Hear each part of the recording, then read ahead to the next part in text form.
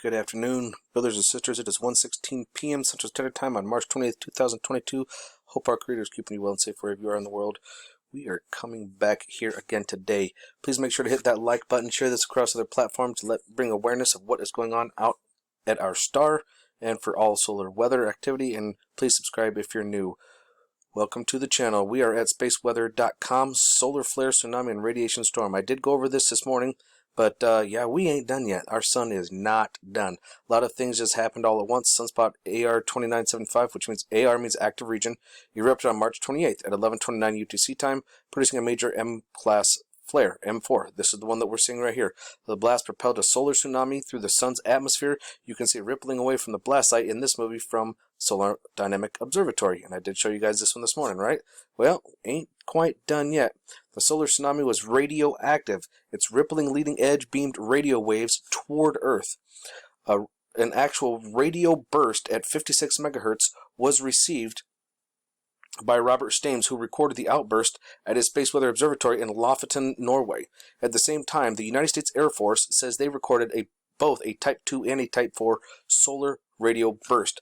Ironically, at the same time that the sun was turning itself into a temporary radio transmitter, it simultaneously wiped out some radio transmissions on Earth. A pulse of X-rays from the flare ionized the top of the atmosphere over Africa, causing a shortwave radio blackout.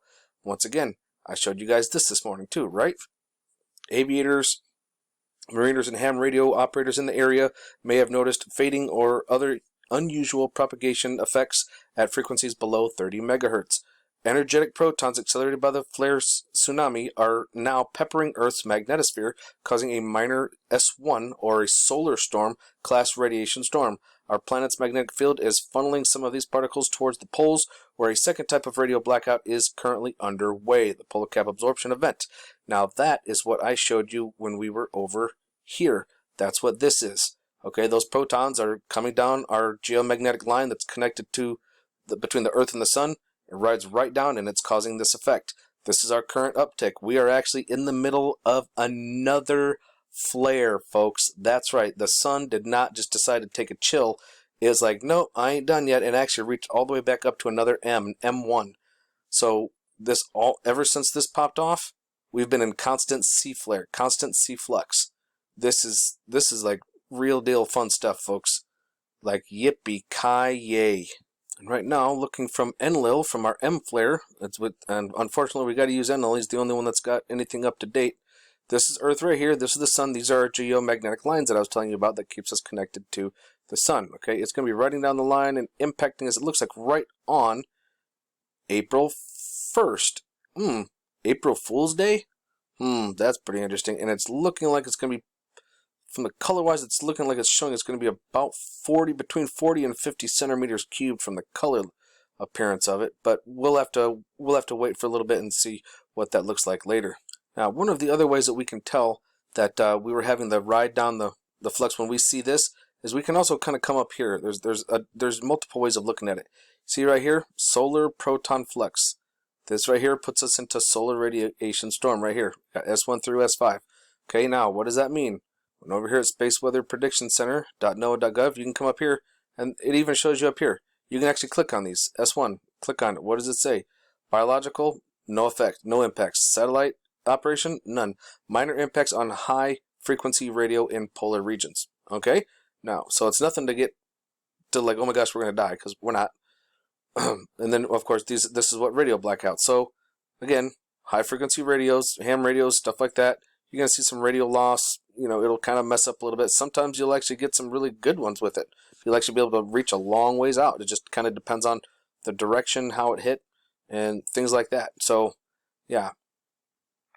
To go over here and bring us over here to seeds, I'm going to show us seeds really quick, and we can actually, guess what else we got to notice? Oh, look, we got some friends kind of hanging out, which is always interesting. Now, this one here is Mercury. That's Mercury right there, but what are those other guys? I don't know. But if we're looking at our eruption from this morning on seeds, actually it looks like there's something right here. And if we kind of transfer that over here, it would be this guy right here. Uh-oh. There is something right there. And he's still there. See him? That's right. right there, some form of planetary object, and almost looks like there's one right here too.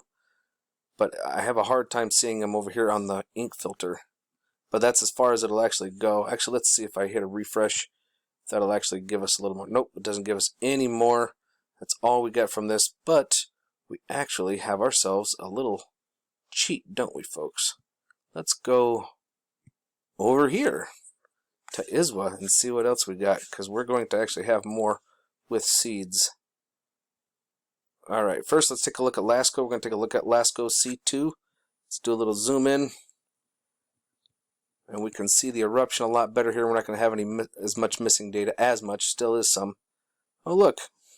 Got a little friend right there. How you doing, friend? You gotta love those guys, right?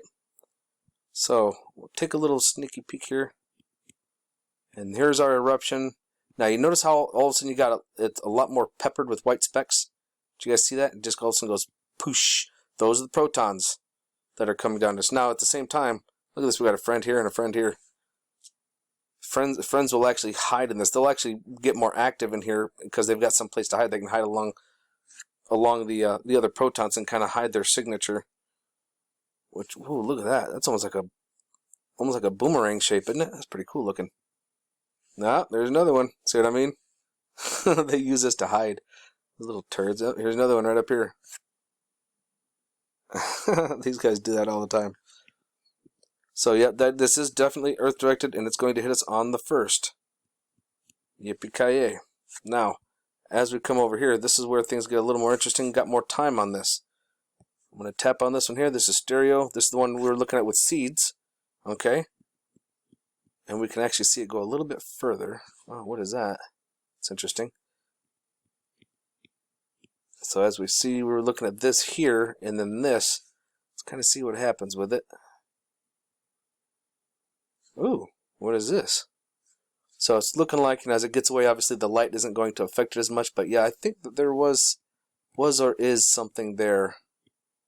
Almost looks like there's something here as well. Actually, that could be it there. It's really difficult to see it in this one. It's not really very clear. Oh, hello friends. How are you?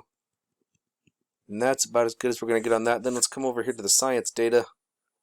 This has got the running difference. Okay, the running difference with, or space weather beacon, excuse me. And we'll see what we got over here. Yeah, it still looks like there's something there. Yeah, so it could actually be this guy right here. And there could be that one right there too. It's really kind of difficult on this one. Sometimes you get a really good photo of it, sometimes you don't. It's just kind of hit or miss.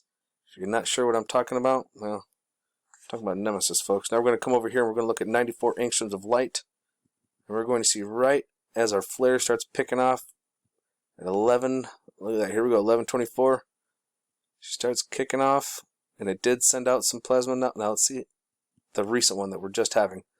Look at this, she just keeps on going. Yeah, she was not calming down at all, folks. Yeah, and that's where we're at on that. Looking here on our 304. Come on, where are we at here? There we go. We see quite a, oh, let's zoom in on this. Quite a bit of action as far as plasma. You can see the plasma. I'll back it up. You can see the plasma. Whoosh. That's quite an eruption. Quite a bit of plasma coming off of that. Look at all that filament plasma release. Oh, just so gorgeous.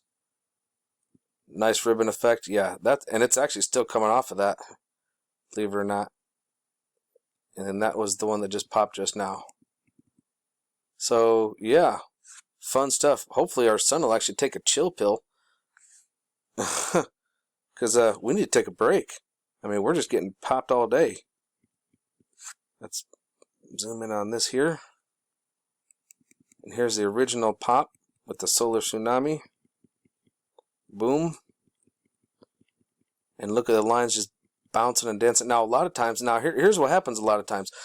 A lot of times when one sunspot actually erupts, it'll cause an effect, a quake effect, like with that solar tsunami, and it'll actually charge some of these other sunspots, and it can actually be a chain reaction. Like this one popping off could make this one pop off, because, like, remember, here's where the big sunspots are. You know, you got that large line right here. These guys are real close together, and they're just dancing and popping. Imagine how big it would be if these two popped off with that much of a gap. See how big that gap is versus, you know, how tight these are where it's popping? Now imagine these guys all of a sudden coming around and start playing. So if this one pops off, it could send this one over here to pop off, and it could affect all of these. Where I've literally seen it go boom, boom, boom, boom, boom, boom, and have a whole bunch of little reactions from it. So with these big players coming around the corner, especially this one here, and these big, oh man, woo, we could be looking at a serious combination of some 1, 2, 3, 4, 5 combo punches. I will be paying attention to it as the day goes on, so keep your eyes open, folks. No fear, and remember, love is the only way forward.